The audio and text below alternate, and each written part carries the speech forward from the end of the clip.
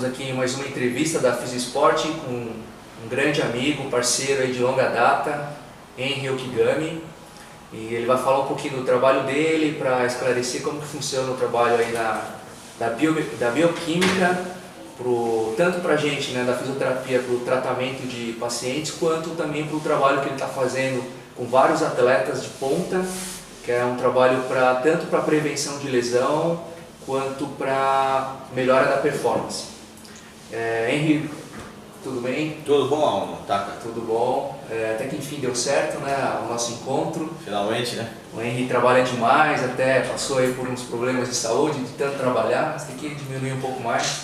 Eu acho que na nossa profissão a gente, não sei se a gente consegue ficar rico. Eu tenho certeza disso. Na minha vai ser bem difícil. Eu ainda tenho esperança, né? Então, tá. Mas para você falar da sua profissão, de qual que é a sua formação, especialização e como que você está trabalhando aqui hoje. Ok. Bom, eu sou farmacêutico bioquímico, eu sou formado pela Universidade Federal de Goiás e eu tenho um lato sensu em cada área possível que eu possa atuar, né? Então eu tenho lato sensu em alimentos, homeopatia, laboratório, exame laboratorial e tudo mais. E eu comecei a integrar nessa área de nutrição quando eu comecei a trabalhar com nutrição enteral e parenteral. Isso me despertou o interesse sobre o papel dos nutrientes na nossa fisiologia. E depois disso eu fui lendo, estudando, né? E eu comecei a acompanhar atletas em função exatamente da mudança metabólica que o atleta tem. Eu tinha uma curiosidade de saber quanto que aumentava a demanda metabólica no atleta, porque você imagina só, eu trabalho com atletas que disputam corridas de 160 km, ou seja, uma ultramaratona. É o dia inteiro correndo. Com certeza ele tem um perfil metabólico diferente, por exemplo, de um jogador de tênis, seu jogador de futebol. Assim como tem o fisiculturista, por exemplo. Então todos eles têm alterações bioquímicas ou diferenças de caminhos bioquímicos, e isso sempre despertou curiosidade. Desde trabalhar com o doente, que também tem sua necessidade diferenciada, até com o atleta de alto rendimento, todos eles usam a mesma base fisiológica. Só que um usa mais um caminho do que outro caminho, isso é bastante interessante. E o meu trabalho é exatamente avaliar isso aí, qual que é o caminho adequado para cada tipo de atividade física, ou para cada tipo de perfil bioquímico, seja um doente ou seja um atleta, exatamente para você conseguir o máximo de rendimento dele. O número maior de pessoas que nós trabalhamos lá na clínica, por exemplo, no nosso caso da fisioterapia, são atletas amadores, né? Então, sim, são apaixonados pelo esporte, querem fazer, não querem parar. E assim, para se atingir o melhor desempenho possível, né? Isso acho que até gostaria que você deixasse bem claro que o seu trabalho, esse trabalho de análise metabólica e suplementação, né, para melhora, não tem nada a ver, né? As pessoas confundem com o doping, né? Então acho que é legal você esclarecer um pouco qual que é a diferença do seu trabalho com esse trabalho que excede um pouco, né, que está fora da lei, entre aspas, mas assim, como que você, para dar certo, 100%, você ter certeza que vai dar certo, como que funciona essa atuação? Então, desde uma análise de exame de sangue para ver se ele está em deficiência ou não, até a parte de suplementação e quais profissionais, para que dê certo mesmo, eles deveriam atuar em conjunto, né, como equipe, para que funcione tudo redondinho. Vamos começar pela equipe, né? Quando você trabalha com uma pessoa, seja atleta ou doente ou não, você tem que ter uma integração na equipe. Isso é uma saúde integrada. Então o bioquímico tem que trabalhar com o fisioterapeuta, integrado com o nutricionista, com o médico.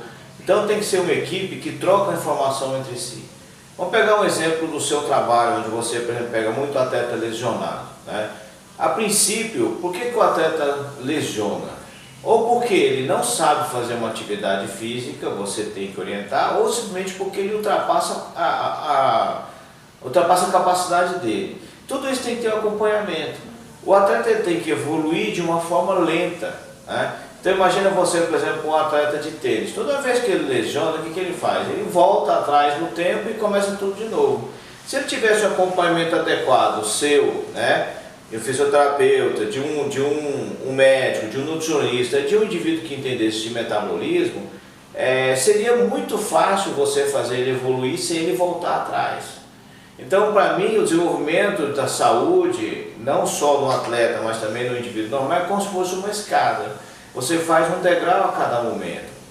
E para mim também, eu tenho uma coisa que eu sempre falo para o pessoal que eu trabalho, que é o seguinte: nós podemos atingir o seu máximo fisiológico, sem lesão. Se você atingir o seu máximo fisiológico, ok, está fantástico para você. O grande problema é que muitas vezes, né, eles querem fazer mais do que podem. E aí ele apela para, como eu vou dizer para você, para drogas ilícitas. Para mim, quem usa droga ilícita no atleta é um traficante, deveria ser preso, Polícia Federal, cadeia. E o atleta que usa é um traidor, é um cara que trai o seu grupo. Então imagina você tem um monte de competidores, aí tem um imbecil lá que quer ser maior que os outros e se dopa. O que esse cara está fazendo? Ele está traindo o grupo. Para mim, uma pessoa dessa merece zero de confiança, em qualquer nível, né? Assim, eu acho que o cara que, vamos supor que eu vou competir com você, eu me dopo, você não se dopa, eu sei que eu me dopo, eu sei que você não se dopa, eu me dopo para ganhar. Um cara desse, ele rouba, ele trai a esposa, ele pode até chegar a matar alguém. Isso é questão de consciência, entendeu? Então, para mim, é tudo no mesmo rol, é tudo bandido. Quem dopa é tudo bandido. Essa é a minha opinião. E eu sou totalmente contra isso aí, né? Você não deve competir dopado. Se você, por exemplo, precisa usar uma medicação, vamos supor, por exemplo, que você está com a hemácia muito baixa e você está com problema renal, o médico fala, você vai usar eritropoetina. Você tem que comunicar à entidade, porque existe essa regra. Olha, você vai lá, comunica à sua entidade, olha, eu vou sair, eu vou saltar o medicamento por indicação médica e aí depois ele volta. Porque as entidades te dão esse espaço para você usar drogas ilícitas para se tratar de alguma patologia, né? E o que se faz hoje em dia, né? O pessoal não faz direito as coisas, né? O atleta hoje parece que ele não gosta de um cuidado bem feito. Às vezes você começa a trabalhar com o atleta, ele dá uma melhorada, ele some. Aí depois ele volta quando? Quando ele está lesionado, né? Então esse trabalho tem que ser um trabalho sério. E se você for avaliar que nós temos aí eu não vou falar a Copa do Mundo, porque a Copa do Mundo está aí no gargalo, né? Mas eu vou dizer para você, por exemplo, a Olimpíada e outras competições, cada vez ganha mais importância. Então você tem que trabalhar de uma forma integrada para o atleta evoluir e chegar na Olimpíada com a capacidade fisiológica máxima. Eu tenho um grupo de atletas que eu acompanho hoje junto com a equipe de médico, né? Não temos um nutricionista e eu estou querendo colocar você na área de fisioterapia para cuidar do pessoal. Esses atletas, o foco deles não é a Olimpíada de 2016, é de 2020. Para você ter uma ideia como que você tem que trabalhar, né? Então, atletinha de 18, 19 anos, não vão focar agora em 2016. Esses atletas têm que focar para 2020, quando eles vão estar no nível máximo deles da competição. Então, o trabalho é mais ou menos esse, tá? Aí, avaliar metabolicamente você. Por exemplo, eu pego o seu organismo e faço avaliações ou exames do seu corpo. Por exemplo, eu doso, para ver como é que está o seu metabolismo lático, eu doso lactato em você. Mas qual que é o melhor momento para se dosar isso aí? Depois que você termina a atividade física. A grande maioria dosa no outro dia, no laboratório de manhã, até lá o seu lactato já foi embora. E eu avaliando isso no seu corpo, assim como o seu consumo de VO2, à medida que você faz atividade física, eu tenho como ver o seu perfil metabólico, saber onde eu posso melhorar você. Controlar melhor, né? Isso, te controlar melhor, por exemplo, se você está fazendo muito lactato, eu tenho que aumentar a sua resistência ao lactato. Ou eu tenho que fazer formas com que aquele lactato, o pH ácido do seu músculo, ele seja menos ácido. Há como você usar suplementos para fazer essa compensação.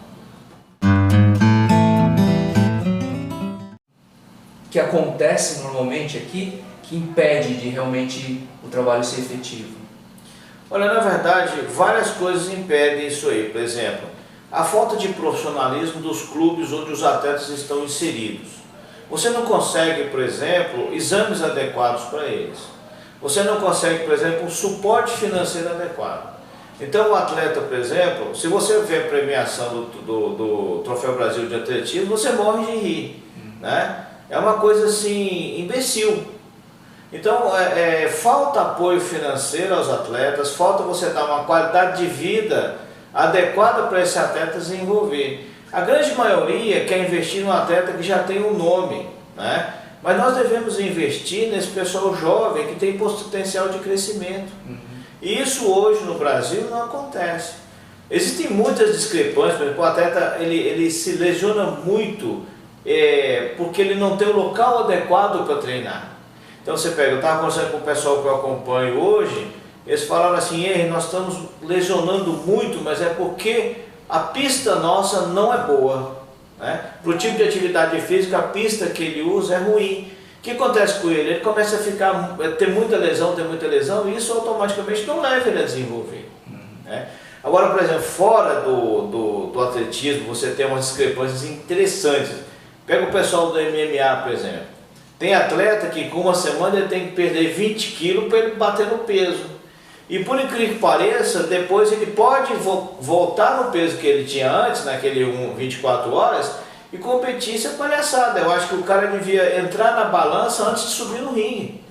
É como se faz no boxe normalmente. Mas não, no MMA tem essas coisas discrepantes. Às vezes tem atletas que perdem 20 quilos, né, em uma semana e sai da pesagem carregado, porque simplesmente não consegue sair normalmente. Isso acaba com a saúde dele, né? Acaba mesmo. Então o atleta ainda precisa de muito esclarecimento, né? Muito esclarecimento. Não só atleta, né? Acho que comissão técnica no geral. Todo mundo. O pessoal devia investir mais dinheiro, dar um suporte para os indivíduos, né? Eu fiquei sabendo, por exemplo, que eles estão montando um monte de centro olímpico lá em São Bernardo. São Bernardo. Eu fico me perguntando, mas será que é bom você chegar e montar um monte ou você montar um que presta? Um bem montado, um com uma equipe médica boa, um com uma equipe de nutricionista boa, um com uma equipe de fisioterapeutas bons também. Eu fico me questionando isso, entendeu? Será eles investem muito em estrutura, né? Mas e o que faz a estrutura rodar, que é o material humano, é deficitário. E outra coisa, você tem noção de como que funciona o mundo afora em relação ao seu trabalho? Se muitos fazem ou não, se é uma coisa nova ou... Não, isso é muito pouco, não se faz no mundo não, é muito pouco. Avaliar o metabolismo do atleta para direcionar o tipo de suporte nele, isso é muito raro.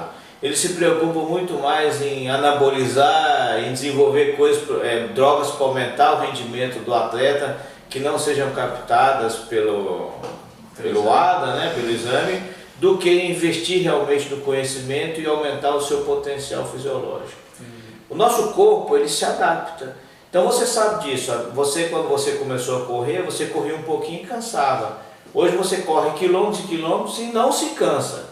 Você gasta energia e não se cansa. Então se você tiver um treinamento adequado e nesse tempo onde você corre quilômetros e quilômetros, você ingerir um alimento adequado, você pode correr durante o resto da tua vida, desde que você tenha um treinamento condicionado para isso. E se você tiver uma suplementação, uma dieta adequada, você aumenta o tempo seu útil como atleta. Então hoje, por exemplo, você fala assim, pega um jogador de futebol que com 30, 32 anos eles estão começando a abrir, parando, você pode chegar até mais longe. Né? Se você tiver uma dieta boa, uma suplementação adequada, um trabalho adequado, diminuição de lesão, um tratamento adequado, com certeza ele consegue estender a vida útil dele como atleta. Não é só coisa boa que o nosso corpo precisa, né? De vez em quando você pode dar uma escapada, tem algum problema. E mesmo em se tratando de atleta de alto rendimento. Olha, o pessoal fala assim, mesmo atleta de alto rendimento, por exemplo, eu estava discutindo exatamente isso semana passada. O pessoal fala assim, comer gordura saturada é ruim. Se você comer em excesso e não gastar aquela caloria. Mas o atleta de alto rendimento, se ele comer uma gordura, ele com certeza vai queimar aquilo, porque ele é um cara que está fazendo muita atividade física. Então a atividade física compensa. O grande problema que tem nessas dietas e tudo mais é o desregulamento. é você consumir demais e não gastar aquilo lá. Mas imagina você, por que um atleta de alto rendimento não pode comer, por exemplo, uma picanha mal passada? Eu não vejo por que ele não possa comer. Ele pode sim. Por quê? Porque ele vai metabolizar aquilo ali. Então, você deve ter uma vida normal, né? Você deve se alimentar normalmente. E a ideia dessa equipe nossa é o seguinte, eu vou suplementar você no momento da sua demanda. Então, você quer, por exemplo, ganhar mais força, fazer músculo, você tem que ter um aminoácido no seu corpo no momento em que você está fazendo a resposta de estímulo muscular. Isso exatamente é quando? Pós-atividade física. Nesse momento é o momento em que não deve faltar nutriente para você desenvolver o seu ápice máximo. Ele não deve, por exemplo, acordar de manhã, comer whey no almoço, comer whey no café da tarde e treinar à noite. Isso é burrice. Ele tem que treinar e depois do treino ele tem que fornecer os nutrientes para que ele tenha um ganho de massa. E a proteína é importante para isso. Eu estou citando um exemplo específico. Básico, né? Que todo Básico, mundo faz. é o que todo mundo faz errado. Né? Por que eu não posso ter uma dieta normal? Hoje a gente sabe, por exemplo, que produtos que estão presentes em vegetais, como polifenóis, que têm efeito anti-inflamatório, eles melhoram a perfusão sanguínea e aceleram a recuperação do atleta. Assim como ele também faz o quê? Tem um efeito antioxidante, anti-inflamatório e diminui a sarcopenia. Por que você não pode usar isso no dia a dia? Claro que pode. Pode. Não só pode, como deve. Tem uma dúvida também em geral sobre crianças. Crianças esportistas. Só alimentação basta? Tem que suplementar? O seu trabalho ele se encaixa também para crianças esportistas? Olha, eu acredito que a criança em desenvolvimento ela tem uma demanda de nutrientes. E quando ela faz uma atividade física adicional, e essa atividade física é alta, visando um desenvolvimento específico para um tipo de esporte, a demanda aumenta com certeza. Não existe a menor dúvida disso. Por quê? Todos os estudos que são feitos, por exemplo, de dieta em relação à criança, consumo de nutrientes em crianças, são baseados especificamente no indivíduo normal. Agora imagine uma criança que treina tênis, por exemplo, ela treina 4 horas por dia, isso não é uma coisa normal. Então com certeza ela tem uma demanda aumentada. E essa demanda aumentada deve ser avaliada pelo endocrinologista, pelo pediatra, pelo nutricionista, pelo fisiatra, né? E por exames laboratoriais, né, mesmo porque se ela tiver uma demanda aumentada e você não compensar a demanda, ela pode ter problema de crescimento até. Né? Então sim, com certeza a demanda de nutrientes dela é diferente e muitas crianças devem se suplementar. E na mulher atleta é diferente? Tanto criança, adolescente ou uma mulher adulta? Sim, a mulher atleta é uma mulher diferente, é um atleta diferente do masculino, né? Os próprios hormônios, o próprio nível de hormônio de crescimento, o hormônio andrógeno, né, a testosterona, leva a que o homem tenha uma evolução maior, né? Mas, por exemplo, a mulher ela tem níveis hormonais que mudam o perfil metabólico dela e mais, né? De acordo com o período do mês, ela tem um rendimento maior aeróbio ou anaeróbio. Então, por exemplo, o ciclo da mulher é mensal. Na fase, por exemplo, da fase menstrual, os hormônios levam ela a ter um caminho metabolizante diferente do normal. Então, há sim uma diferença, né? Deve ser avaliado com critério. Exames laboratoriais devem entrar no mercado, tá? Daqui a alguns anos, exames metabolômicos, onde eu vou pegar o seu sangue e vou avaliar todas as pequenas moléculas derivadas do metabolismo seu. Vários exames desses focam no metabolismo de energia. E aí você vai poder definir o que ele precisa, o que ele não precisa e qual o caminho necessário para você suplementar ou trabalhar a dieta de forma mais adequada. A expectativa para o futuro, para um trabalho tão bonito quanto é esse aí, tanto para as pessoas normais, né, que não são atletas, ou até para atletas de alto rendimento? Eu espero que com essa movimentação toda de Copa do Mundo, Olimpíada, não só o governo, mas as empresas e as pessoas deem mais atenção ao esporte, né, e comecem a trabalhar ou encarar o desenvolvimento de novos atletas de uma forma séria. Eu falo para os meus atletas de atletismo, né, o pessoal lá, Eu sempre comento com a treinadora, que é a Hebe, olha, eu tenho 5 atletas, eu quero 6 medalhas. Por quê? Porque tem um ali que compete em 2, salto à distância e salto triplo. E eu falo para eles que eu não aceito menos que prata, só para dar uma pressãozinha neles. Mas, por exemplo, os nossos atletas não ficam lesionados, e quando lesiona, eles saem rápido da lesão. Né? Então, assim, a minha expectativa é o desenvolvimento do atleta. E como eu falei, os mais novos, né, a Jaque, o Romário e o João Vitor, a gente está preparando para 2020. É uma coisa a longo prazo. Se eu estiver vivo até lá, esse trabalho vai ser muito...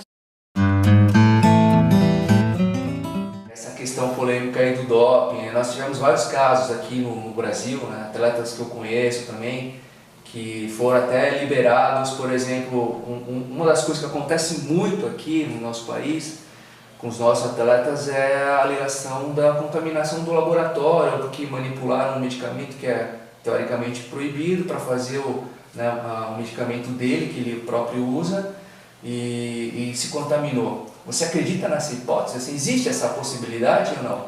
Olha, na verdade, essa hipótese ela existe, mas é muito pequena.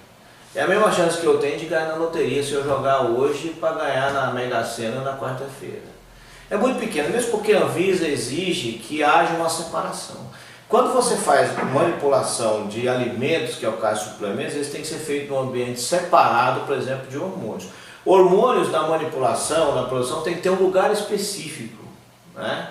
É lógico que a molécula não vai sair andando ali e entrar no outro. Então, a não ser que seja uma empresa muito de fundo de quintal, porque isso também existe no Brasil, né? Na nossa profissão, você sabe, tem gente boa e tem gente que é de fundo de quintal. Então, a não ser que seja uma empresa de fundo de quintal, não, essa possibilidade da contaminação cruzada, eu comparo a possibilidade de eu jogar na Mega Sena e ganhar sozinho na quarta-feira. Como já aconteceu de o pessoal achar que existe contaminação cruzada, então eu ainda continuo jogando na Mega Sena, quem sabe eu ganho, né? Tá certo. Tá? Mas eu não acredito não, é muito baixo. Eu trabalhei em farmácia de manipulação, eu faço consultoria para laboratórios, indústrias. Evidentemente que, por exemplo, nos Estados Unidos, a gente sabe que muitos produtos são vendidos como suplementos alimentares, tem produtos que são estimulantes do nervoso central e que são anabolizantes, mas lá é uma legislação diferente da nossa. Então o pessoal tem que tomar cuidado. Por exemplo, DEA, androstenediona, lá, isso é suplemento alimentar. E aqueles estimulantes termogênicos que podem dar positivo em antidoping, lá também é suplemento alimentar. Então o pessoal tem que tomar muito cuidado quando compra lá fora. Mas no Brasil a legislação é bem clara, né? O que pode usar, o que é doping realmente não está dentro. Então a gente nunca exclui, por exemplo, a desonestidade, nunca exclui o trabalho mal feito, mas a gente nunca exclui também o fato de o atleta ter usado intencionalmente e mentir. Né? Vamos falar um pouquinho então, vamos relacionar o seu trabalho com o meu, né, da fisioterapia, que também pode estar relacionado com preparação física, que hoje em dia se fala muito de prevenção, né, então até tem muitos colegas que falam que prevenção é uma utopia, porque quando você fala de esporte de alto rendimento, prevenção ou a lesão é um risco iminente, qualquer um pode correr, qualquer hora você pode ter. Então assim, prevenção até que ponto, né? Mas existem algumas medidas, né? Algumas medidas terapêuticas que nós usamos no nosso dia a dia para amenizar esse risco. Existem vários estudos agora mostrando que você aumentar a perfusão sanguínea antes de você começar uma atividade física elevada, ela, por aumentar a oxigenação, por aumentar o aporte de nutrientes, ele diminui as lesões desses indivíduos. Né? E o que é uma oxigenação? A oxigenação é um aeróbico leve para melhorar o fluxo sanguíneo. Isso até antes de uma musculação é muito importante fazer. Por quê? Porque você começa a fazer o quê? Quando você começa a fazer essa atividade física leve, você aumenta a sua frequência cardíaca, você dilata as suas artérias. Essa dilatação das artérias tem um benefício terapêutico. Ela faz com que chegue mais oxigênio, ela faz com que chegue mais nutrientes. Né? Se você começa uma atividade física muito intensa sem essa prévia dilatação, você vai começar uma atividade física no ambiente que nós chamamos de hipóxia. O ambiente que a gente chama de hipóxia é um ambiente propício para você lesionar o indivíduo. Outros fatores importantes são o quê? A demanda de nutrientes. Então vamos supor, por exemplo, que você faz uma atividade física aeróbica, né? Você precisa usar, você vai queimar o que para fazer aquela atividade física? Geralmente uma glicose ou um ácido graxo. Dependendo da velocidade, grande parte desse nutriente é uma glicose. Só que essa glicose, por exemplo, ela, na atividade física, ela pode gerar o ácido lático, ela pode gerar o piruvato, que vai gerar mais ATP na mitocôndria. Se eu aumento muito o piruvato, eu tenho um risco maior de fadiga, né? Então eu tenho que ter um trabalho de adaptação muscular. Eu sempre falo ao pessoal que a principal forma de você prevenir lesão é você adaptar o seu corpo como um todo, né? O primeiro ponto é quando você se decide começar uma atividade física, você deveria consultar um especialista nessa área para avaliar o seu organismo, né? Primeira coisa que tem que fazer, é lógico, você tem que avaliar suas funções cardiovasculares, né? A gente vê muito atleta de futebol tendo infarto no meio do campo. Isso é uma coisa que, na verdade, não cabe na cabeça da gente, né? Descobre que ele tem uma malformação de válvula mitral, essas coisas todas, isso é porque não foi acompanhado. Então você, por exemplo, quer fazer um tipo de atividade física que você gosta, você tem que entender como funcionam os movimentos, a cinética, isso tem que ter uma orientação. Até para você pisar e pular, você tem que ter a sua orientação. Muito atleta lesiona porque pisa de jeito errado, faz movimentos errados, né? Então a primeira coisa é fazer sua orientação. O segundo é aquela história de sem dor, sem desenvolvimento, tem que tomar cuidado, porque se você faz uma atividade física maior do que o seu corpo consegue suportar, você tem que dar um tempo para você se recuperar. Então, por exemplo, se você faz musculação em um grupo de músculos, você chega até levar aquele músculo à dor. Aí você chega no outro dia e quer fazer aquela mesma atividade em cima daquele músculo, tem que lembrar que aquele seu músculo está se recuperando. Então a possibilidade de você lesionar é muito grande. E outra coisa também é sempre fazer um acompanhamento com o médico, com o nutricionista, com o fisioterapeuta, tudo para você ter um desenvolvimento adequado. Porque lembra muito bem que poucas pessoas veem isso, mas a atividade física, ela hoje é encarada como um procedimento terapêutico. Ela tem indicação, tem forma de uso e tem efeitos colaterais. Também é igual medicamento, né? Então você vai fazer uma atividade aeróbica. Então se você for começar uma atividade aeróbica, não começa usando antioxidantes, porque aí o seu organismo não se adapta ao estresse oxidativo. Então ele começa a ter o quê? Você começa a usar produtos que cegam a adaptação do seu corpo, então você não vai ter o benefício adequado. Então tem que ter um acompanhamento. Não é assim, já eu vou começar a correr, então você compra um tênis, vai lá na loja, escolhe um bonitinho e calça o bichinho e sai e começa a correr. Você tem que lembrar, por exemplo, que a hora que você corre, a temperatura que você corre, o nível de perda de água que você tem, vamos supor, se você perder muita água, você pode ter cefaleia, você altera a sua resposta visual motora, diminui seu grau de atenção. Então tudo isso tem que ser avaliado, né? Então tem que ser acompanhado por especialistas mesmo, não pode chegar e começar do zero. Eu gostaria de agradecer o precioso tempo que você está na correria, eu sei como que é o seu trabalho, para poder esclarecer um pouco mais as dúvidas, né, dos nossos cadastrados, né, dos nossos associados da Fisisport. E em nome da Fisisport, eu gostaria de agradecer a sua participação e nós vamos combinar aí de fazer outras mais dessa daí. Tudo bem, Taka, precisando, você tem meu telefone, sabe onde eu estou agora, tem meu e-mail, é só chamar que eu estou dentro. Então, tá bom? Valeu. Legal? Obrigado. Obrigado, hein?